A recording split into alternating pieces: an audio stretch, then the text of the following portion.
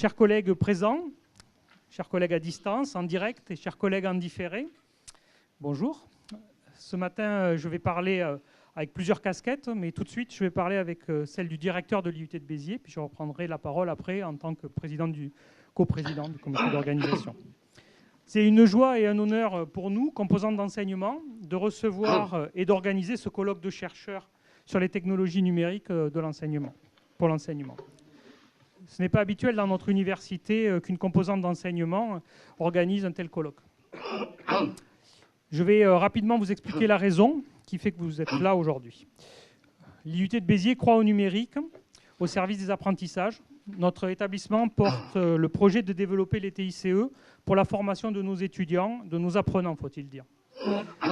Début 2014, nous avons été présents sur France Université Numérique avec notre MOOC Ville durable, être acteur du changement. Mais depuis toujours, les TIC sont au cœur des formations, du fait même des thématiques qui sont enseignées à l'IUT. Les réseaux informatiques, la communication numérique, le commerce, donc le commerce électronique et les outils numériques pour les commerciaux. Nous disons que nous sommes l'IUT des métiers de l'économie numérique avec ces trois formations, ces trois champs disciplinaires qui sont en cohérence. Alors pourquoi vous accueillir, vous, chercheurs, ici aujourd'hui? Eh bien, c'est parce que votre recherche apporte des éclairages ou des solutions à nos problèmes pédagogiques. Et c'est aussi parce que nos problèmes pédagogiques enrichissent votre recherche. L'IUT, c'est l'université. Et nous souhaitons inscrire pleinement notre développement de l'usage des TICE dans la synergie enseignement-recherche. Merci d'être à Béziers à l'IUT avec nous pendant ces 3 jours pour le 9e colloque TICE. Wow.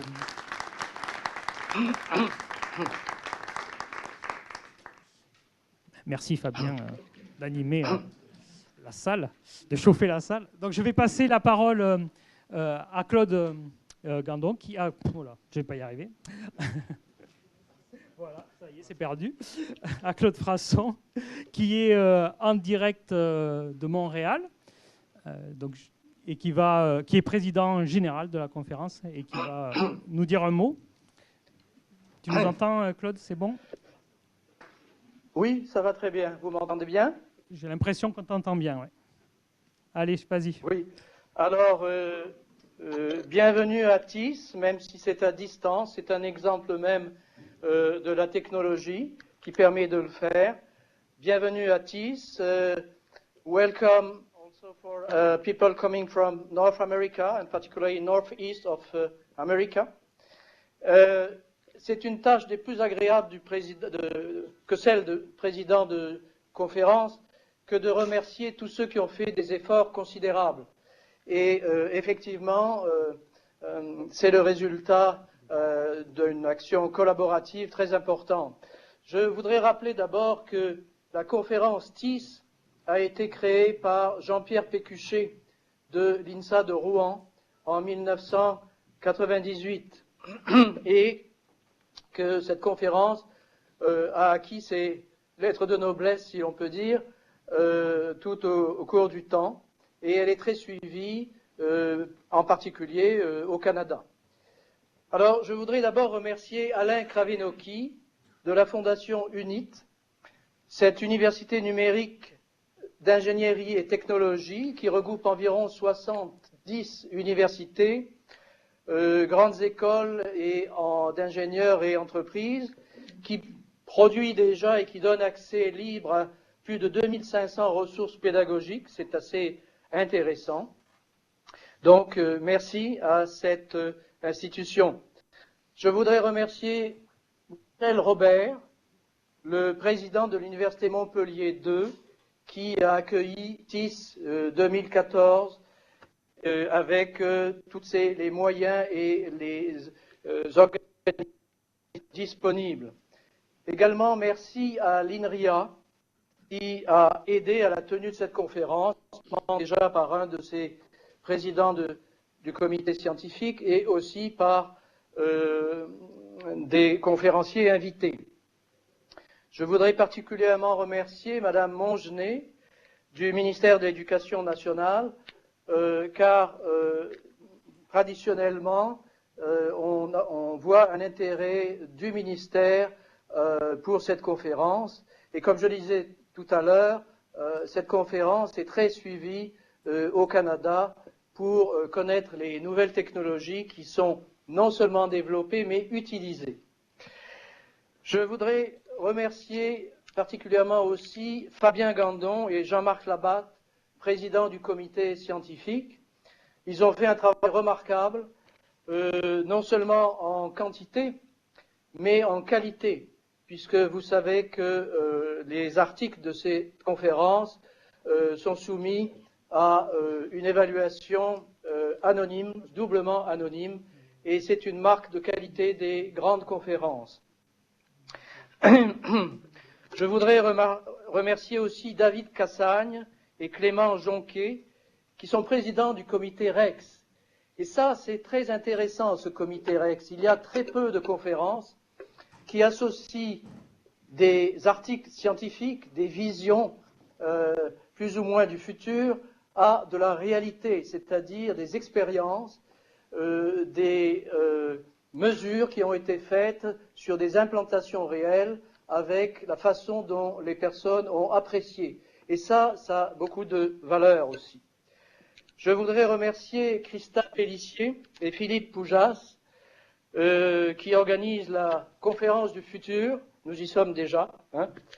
Et finalement, peut-être le meilleur pour la fin, je voudrais remercier les organisateurs, les présidents du comité d'organisation, mon collègue et ami Stefano Ceri et Philippe Poujas pour avoir, et effectivement aussi le comité d'organisation, pour avoir produit tous les efforts d'organisation de cette conférence.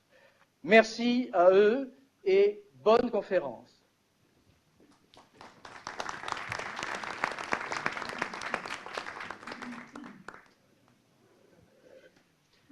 Merci Claude. Je vais passer la parole à Alain Kavenouki pour la Fondation UNIT, qui est parrain des conférences TIS depuis des années. Bien, bonjour. Je vous remercie d'assister à cette conférence TIS et je remercie M. Claude Frasson pour ses remerciements précédents. Et je voudrais vous dire ici que je suis là en remplacement de Gilbert Touzeau, qui malheureusement n'a pas pu venir jusqu'à Béziers cette année. Et je dirais quelques mots sur l'historique de ces réunions, un peu différemment peut-être de ce que M. Claude Frasson a dit. C'est en 1997 que la première conférence a eu lieu. Elle a été organisée par des étudiants de l'INSA de Rouen qui voulaient parler de traitement d'image et de société de l'image. C'était dans le cadre d'un projet imagiciel qui a été financé par le Grand Bassin parisien. Et en 1998, la volonté des étudiants s'étant éteinte, Jean-Pierre Pécuchet a repris le flambeau, et de manière magistrale, en créant cette conférence avec deux parties symétriques et importantes. Une partie retour d'expérience, qui était la suite de la partie image, et une partie recherche, aussi bien recherche en sciences de l'éducation, en informatique et en sciences sociales. Ces deux filières de la conférence se sont maintenues depuis la création. Et les conférences se sont organisées, la première en 1998 à l'INSA de Rouen, et ensuite en alternance entre les INSA et les UT. Donc les technologies, il y a eu des conférences qui se sont tenues. Il y en a eu à Troyes, il y en a eu à Lyon, il y en a eu à Compiègne. Et moi, j'ai découvert ces conférences à Compiègne en 2004. J'étais de retour au ministère à la MST et Michel Leboucher m'avait donné comme dossier le calcul intensif et la formation sur Internet, la formation électronique. Et donc, c'est à ce moment-là que j'ai découvert les TIS pour l'enseignement, moi qui étais spécialisé dans le calcul à haute performance à l'époque. Donc, c'est Michel Leboucher que je dois remercier de ma participation à ce genre de travail. Et à la création d'UNIT, donc Université numérique et ingénierie et technologie, a été créée en 2004 sous la forme d'une association 1901. Et à ce moment-là, il a été décidé que l'on passerait le contrôle des conférences TIS de l'ensemble INSA-UT à UNIT. Et c'est comme ça que les conférences suivantes ont été organisées par UNIT. Il y en a une à Toulouse où j'ai rencontré Monique Grand-Bastien à l'époque où je parlais d'Oriwaï. L'Institut Mines Télécom l'a organisée ensuite. Puis les universités, Nancy et Lyon. Et maintenant, un IUT, l'Université de Montpellier. Et je dirais c'est une première. C'est la première fois qu'une université non membre d'UNIT organise une conférence TIS. Bien entendu, je le dis avec un espoir très clair, c'est que l'Université de Montpellier signe son adhésion dès qu'elle sera devenue Université de Montpellier. Et aussi une information utile. La tradition des conférences TIS veut qu'on fixe le lieu de la prochaine conférence avant la fin de la conférence en cours. Donc, je propose au président de la conférence actuelle d'organiser une réunion pour essayer qu'on désigne effectivement le volontaire qui, dans 2 ans, organisera la prochaine conférence TIS. Maintenant, pourquoi une nouvelle conférence? D'une part, pour une chose très importante, le numérique prend de l'importance, prend de plus en plus d'importance. Il y a l'agenda numérique du ministère chargé de l'enseignement supérieur et tous ses avatars. Il faut en profiter. C'est le moment d'avancer du côté de l'enseignement du numérique. Il y a eu FunMOOC et UNIT y a beaucoup participé. Dans FunMOOC, il y a eu au moins 3 MOOC qui ont été plus ou moins patronnés par UNIT. Un MOOC Soyez acteurs des sciences de l'Internet, piloté par Marie-Christine Monget et Nicolas Delestre. Il y a eu le MOOC Jeux sérieux de Jean-Yves Plantec, un MOOC Hydrologie de Florence Michaud, et dans les projets UNIT qui ont été déposés cette année en 2014, il y a au moins 3 MOOC, mais des MOOC peut-être un peu différents. MOOC avait une valeur qui était, tout le monde connaît la signification du mot MOOC, moi je change d'acception. Pour moi, MOOC, c'est des formations en ligne, qu'elles soient ouvertes ou qu'elles soient fermées, qu'elles soient grand public ou petit public. C'est un peu la manière dont M. Pomerol a décrivé les SPOC au niveau de Nancy, par exemple. Pour nous, toute formation que l'on peut mettre sur Internet, diffuser à distance, il faut utiliser le vocable MOOC pour ça. Il faut utiliser l'importance de la vague MOOC pour se défendre.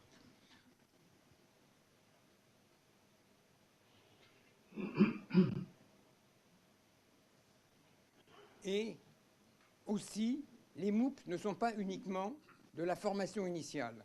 Il faut bien se rendre compte que la formation continue est un marché absolument monumental en France.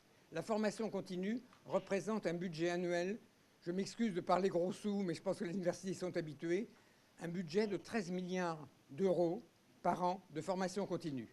Sur ces 13 milliards d'euros, il y en a aujourd'hui 1% qui sont utilisés en formation électronique par pas mal d'entreprises. Il y a un budget actuel quand même de 150 millions d'euros de formation à distance utilisant Internet gérée par des sociétés privées. Les universités, pour tout ce qui est de la formation continue, représentent un budget de 6% du budget de la formation continue. Il y a énormément de financement à gagner, une place importante à prendre sur le marché. Et c'est pour ça qu'UNIT s'est lancé dans un projet qui s'appelle UTOP, Université de technologie pluripartenaire, dans le cadre de l'appel à projet et défis. Et dans ce cadre, UNIT va pouvoir disposer de 80 formations d'une trentaine d'heures à l'échéance de 2016, qui seront ouvertes pour de la formation continue. Il faut bien se rendre compte que TIS, cette conférence TIS, a été lancée pour de la formation initiale. Il faut bien maintenant que les TIS soient utilisés pour l'ensemble des formations. Voilà, je vous souhaite une bonne conférence et je vous remercie.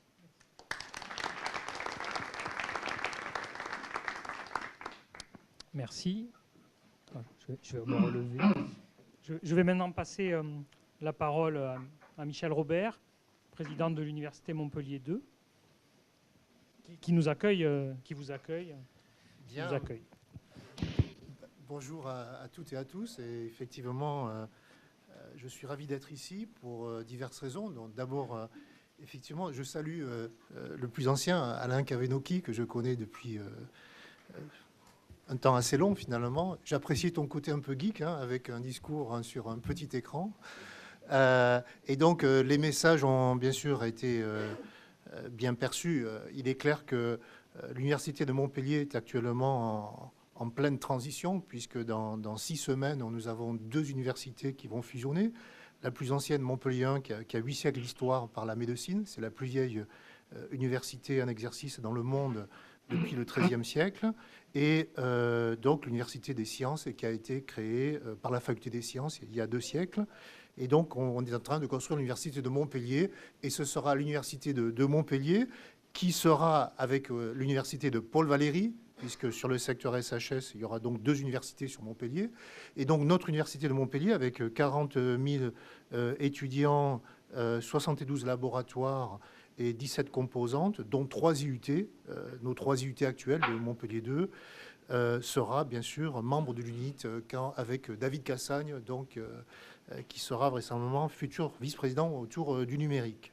Alors, je salue aussi tous les acteurs qui ont été cités, avec une pensée particulière aussi pour Stefano Ceri, puisqu'on a été ensemble à la direction du LIRM, le laboratoire d'informatique, de robotique et de microélectronique, d'ailleurs, qui a une antenne ici sur les aspects robotique système. Et donc, évidemment, le numérique est une préoccupation importante. Et j'oserais dire que je considère que malgré toutes ces technologies, malgré tous ces fils et tous ces réseaux qui nous entourent, je considère qu'on est toujours à l'âge de la préhistoire sur ces sujets. Et bien sûr, il y a beaucoup de mots-clés qui circulent. Hein. On parle des MOOC, et donc il faut saluer les initiatives, notamment les retours d'expérience sur Béziers, hein, sur Île Durable, vous allez en parler. Et c'est important aussi de comprendre ce que sont les investissements des personnes, les coûts quand on va faire des MOOC, et de bien comprendre aussi le contexte mondial sur ces sujets et toute cette compétition. Et donc ces retours d'expérience sont importants. Bien sûr, il y a aussi les jeux sérieux. On les voit dans la recherche, notamment... je suis assez sensibilisé sur les interfaces entre le numérique et la santé et tout ce qui est donc l'apport des jeux sérieux pour les AVC et autres. Donc ce sont donc des éléments importants qu'on trouve aussi dans la pédagogie. Hein. Je l'ai vu dans le programme aujourd'hui. Tout ce que sont les prothèses numériques, hein, et en particulier les tablettes, et les expériences menées, en particulier sur Polytech avec Clément Jonquet, c'est vrai qu'il y a des choses auxquelles on ne pouvait pas forcément penser. Par exemple, le contrôle en temps réel, qui est là, qui n'est pas là, qui est actif, qui n'est pas actif. Voilà, donc ces éléments, ces retours sont importants, et donc c'est des expériences qu'on encourage. Il y a bien sûr tous les sujets autour des diplômes et sur l'évaluation. Hein, ce sera quoi un diplôme 2.0 ou 3.0 en intégrant ce qui a été dit qui est très important, c'est que derrière la formation initiale, il y a des vrais enjeux aussi sur la formation professionnelle et une gestion du temps qui est différente. Et donc, il est clair que les solutions numériques sont importantes. Mais beaucoup de choses restent à faire encore. Et donc, il me semble que, je ne vais pas faire un catalogue de tout ce que vous allez discuter, mais il me semble que le mot le plus important, il ne faut quand même pas l'oublier, c'est la pédagogie, l'élaboration, la transmission des connaissances. Et c'est bien, je pense, dans ces périodes, de confronter toutes ces expériences. Donc, moi, je voudrais donc, à ce niveau, donc... signaler le travail de l'IUT, l'IUT de Béziers en particulier. On a 3 IUT, Montpellier 7, Nîmes et Béziers. Donc, quand on a parlé de ce colloque, au départ avec Stefano, et puis rapidement Philippe Pujas et toute l'équipe qui s'est mobilisée, il y avait une très forte motivation liée donc aux envies autour du numérique, hein, et aux projets en cours. Aussi considérer qu'une université telle que j'ai pu la décrire a une responsabilité internationale, nationale et régionale, et que, au-delà de Montpellier, ce qu'on peut faire dans la formation, quand même pour dire, saluer les acteurs aussi des collectivités qui s'impliquent sur ce sujet. Faire un colloque à Béziers, on se rend bien compte que Béziers, c'est proche de Montpellier, qui a des infrastructures très intéressantes sur la pédagogie, sur aussi les lieux de vie. N'oublions pas l'humain et donc la qualité. Donc j'ai déjà eu quelques retours très positifs sur notamment l'accueil et donc qui est évidemment peut-être plus facile dans une ville comme Béziers que dans de grandes capitales. Voilà, donc cette initiative, on l'a encouragée. Donc avec ce concept de colloque du futur, donc il y a encore aussi beaucoup de choses à inventer de ce côté-là, même s'il y a beaucoup d'interfaces qui nous entourent. Sous-entendu, la distance numérique comparée à la distance géographique. Voilà la vraie question. Alors, moi, pour terminer, bien pour dire que notre université s'engage sur quelques actions que j'ai citées. La dernière, bon, j'en suis assez fier parce que c'est un des projets auxquels je tenais beaucoup. C'est un projet qu'on va tester dans quelques mois sur le campus central à Montpellier, qu'on a une maison multiservice qui est basée donc, sur un partenariat avec le Crous et le CNUS qui finance l'ensemble de l'opération. Et il y aura 3 volets, un volet restauration, un volet association et un volet qu'on a intitulé Fontaine numérique. Donc, et justement, donc ça sera mon mot de la fin, donc pour dire que voilà, c'est développer des concepts pour que les étudiants soient acteurs aussi de tous ces changements, soient producteurs aussi d'innovation. Et donc, on va mettre à disposition un certain nombre d'outils couplés avec la bibliothèque. Je crois que c'est très important. On s'est rendu compte que les bibliothèques devenaient des learning centers. Et donc, le numérique est au centre de ces bibliothèques. Et donc, on va rapprocher ces deux entités et développer de nouveaux usages. Par exemple, autour des débats. On va avoir un grand débat sur la planète et en France en particulier sur le changement climatique. Eh bien, comment mettre en réseau des étudiants qui mettent en réseau des lycéens, et donc leur classe, qui mettent en réseau des laboratoires, des chercheurs sur des sujets qui sont des défis. Voilà. Donc, voilà quelques idées. Et donc, je vous souhaite un bon colloque et donc un bon séjour à Béziers. Merci. Donc, je vais passer la parole au président, au pluriel, du comité scientifique. Très bien. D'habitude, je parle suffisamment fort. Mais là... Jusqu'à Montréal, c'est bien. Oh, oui. Jusqu'à Montréal, on est d'accord. Surtout qu'il doit être 3 h du matin pour Claude. Alors, au niveau des chiffres de la conférence, on va faire rapidement, on a eu 36 soumissions et on a accepté 12 papiers, soit environ 33% d'acceptation. 6 papiers courts et 9 posters. Et ce travail, il a été réalisé par un programme comité avec donc 2 présidents, 10 seniors et 37 reviewers, plus 2 externes pour des sujets un peu plus particuliers. Ce qui nous a permis de produire environ en moyenne 4,6 reviews par papier. Donc vous avez la distribution des papiers, des relectures par papier. La plupart des papiers ont eu au moins 4 relectures. Aucun papier a eu moins de 3 relectures avant d'être accepté. Donc ça nous permet d'avoir ce programme-là que vous avez dans les actes. Donc je ne vais pas détailler le programme aujourd'hui. Je voulais rappeler 2 choses. La première chose, j'aimerais que les intervenants soient dans les salles avant leur présentation. Donc à chaque fois que vous allez présenter, venez à la pause tester vos transparences. Ça évitera des problèmes lors de votre présentation. Et puis pour les différentes chaires des sessions, soyez aussi présents à la pause avant la présentation. Soyez intraitables sur le temps de vos intervenants. Quand le temps est écoulé, on les arrête, même s'ils sont au milieu d'un transparent, parce que c'est la politesse pour le suivant et ça permet aussi de passer d'une session à l'autre. Alors le programme, voilà la répartition. Notamment recréer sur les différents thèmes du programme, une grande prédominance des outils pour l'enseignement, puis réflexion épistémologique, jeu sérieux et MOOC. Si maintenant on regarde les mots-clés des différents papiers, tels qu'ils ont été choisis par les auteurs des papiers, voilà la répartition. Alors tous ces documents, je les ai mis sur le réseau social en ligne, vous pouvez aller les consulter, ça vous donne une idée un petit peu de la communauté actuelle. Et vous voyez que à partir de ces mots-clés-là, même si c'est très fragmenté, d'abord ce sont des catégories disjointes, donc ça veut dire qu'un papier peut apparaître dans plusieurs des catégories. Celui qui arrive en tête, ce sont donc les environnements d'apprentissage, puis les usages et évaluations. Ça vous donne une idée du panorama des articles de cette année. Là, je vous ai mis, alors ça c'est plus pour la boutade, c'est les taux d'acceptation en fonction des sujets. Donc si vous voulez être accepté l'an prochain, il faut prendre par là.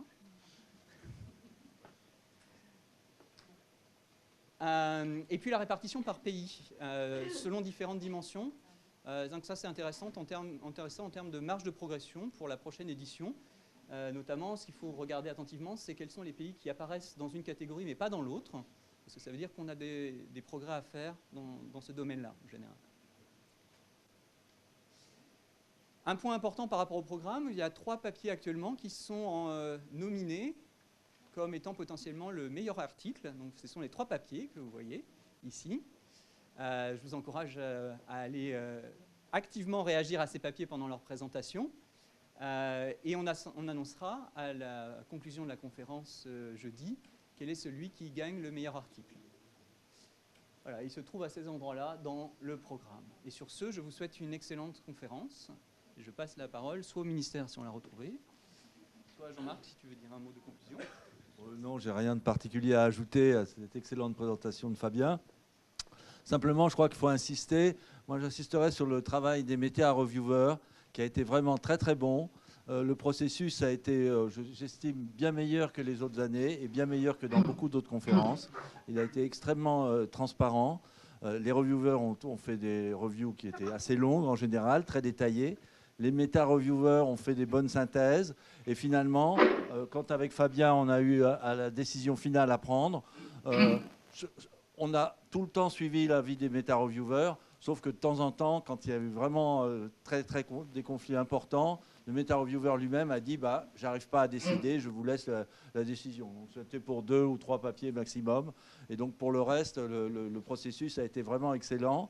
Et je pense que c'est un très bon modèle qu'a initié Fabien, il faut le dire.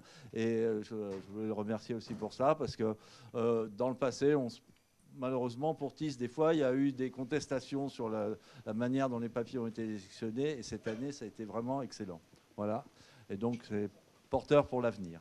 Merci à tous. Je propose de continuer avec le comité retour d'expérience. Bon, eh bien, bonjour à tous. Donc, je suis David Cassagne et avec Clément Jonquet qui est ici à côté de moi. Donc, nous avons assuré la coprésidence du comité retour d'expérience. Alors, je tiens à souligner que Clément a été très actif puisque c'est lui qui a géré toute la partie sur EasyChair. Et entre le moment où on a démarré, moi je me suis retrouvé vice-président délégué au numérique sur l'université Montpellier 2. Je vais vous donner simplement quelques chiffres par rapport à cette partie retour d'expérience.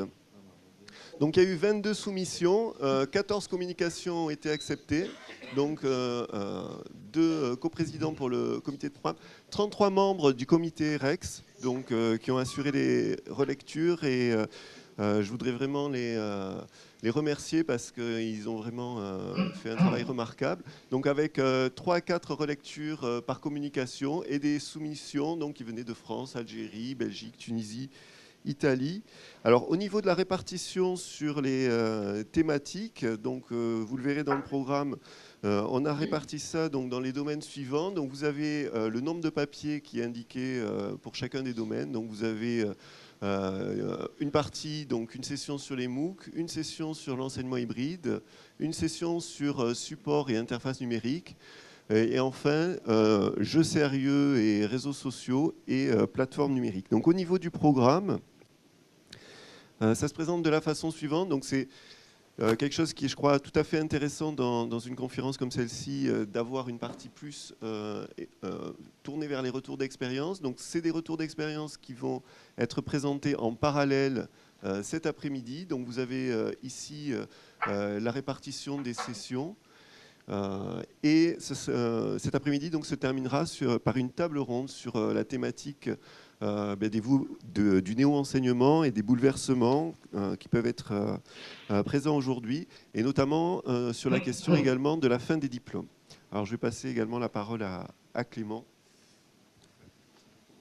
Ok, bonjour à tous et puis c'est vrai un peu bienvenue, mais on se sent aussi un peu invité tellement l'IUT de Béziers nous accueille avec bravoure et professionnalisme. J'allais dire, mais merci à tous, merci aux reviewers qui sont là, qui ont participé à ce travail pour le comité REX.